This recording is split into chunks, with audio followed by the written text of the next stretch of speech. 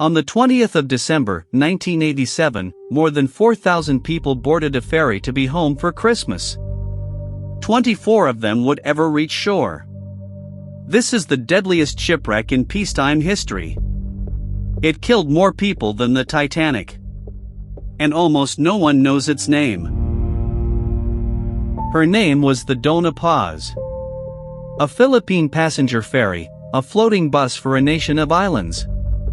On that evening she was making her usual run, from Tacloban on the island of Leyte, up to the capital, Manila.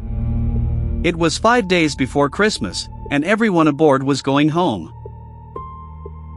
Her route threaded north through the heart of the Philippines.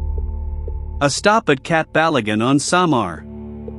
Then out into the Tablas Strait, the stretch of open water east of Mindoro. A crossing she had made hundreds of times before. But the Doña Paz was not carrying her usual load. She was certified for 1,518 passengers. Survivors would describe something else entirely. A ship packed to the railings, bunks stacked 4 deep, no room to move in the corridors.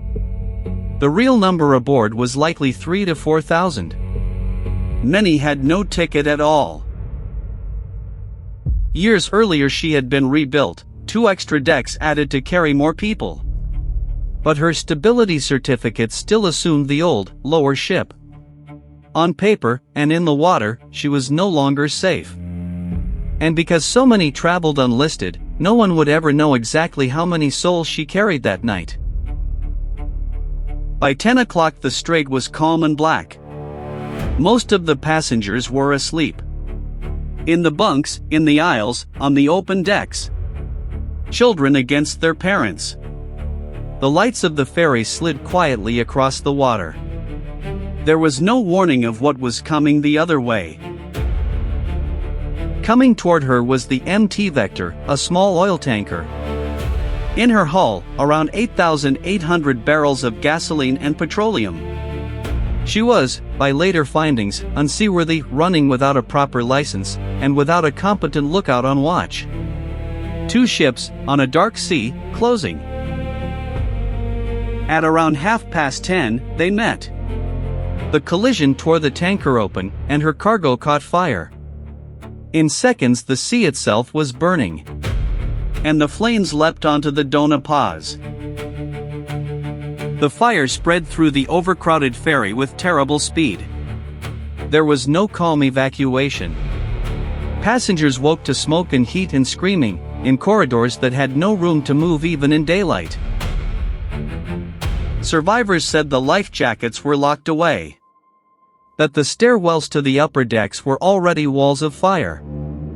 Thousands of people were trapped in the lower decks, in the dark, with the sea rising and the ceiling burning. Those who reached the rail faced an impossible choice.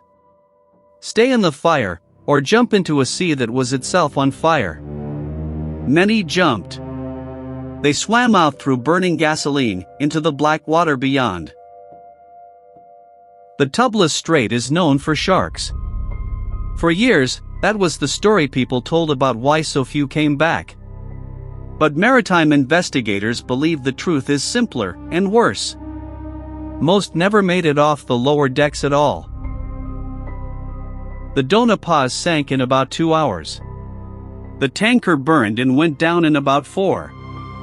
By the time the fires guttered out on the water, the strait was quiet again. As if nothing had happened. And that was part of the horror. It took the authorities around 8 hours simply to learn that the disaster had happened. It took roughly another 8 to organize a real search. Through all those hours, the survivors were alone in the water. A passing ship pulled the living from the sea, one by one.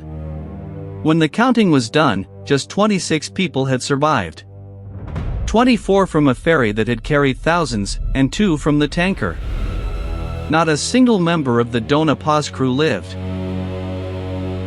The official estimate is 4,386 dead. That is more than twice the toll of the Titanic. It remains, to this day, the deadliest peacetime disaster in the history of the sea. In the days that followed, only 207 bodies were ever recovered. The rest, thousands of them, simply stayed with the ship or with the sea.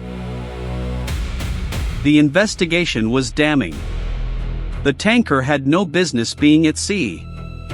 The ferry had no business being that full.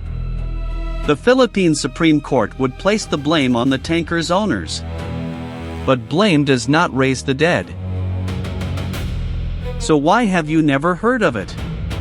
Because the dead were poor, from a distant country, traveling on a ship with no honest passenger list. The world called it, quietly, the Asian Titanic.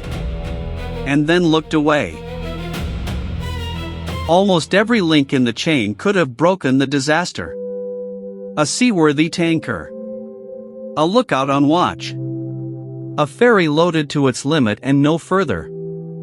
Unlocked life jackets. Any one of them, and thousands might have seen Christmas. Instead, more than 4,000 people went into the water off Mindoro, in the dark, 5 days before Christmas. And most of their names were never written down. The Doña Paz was never raised. She lies where she fell, in the Tablas Strait. Remember her, and the thousands she carried down with her.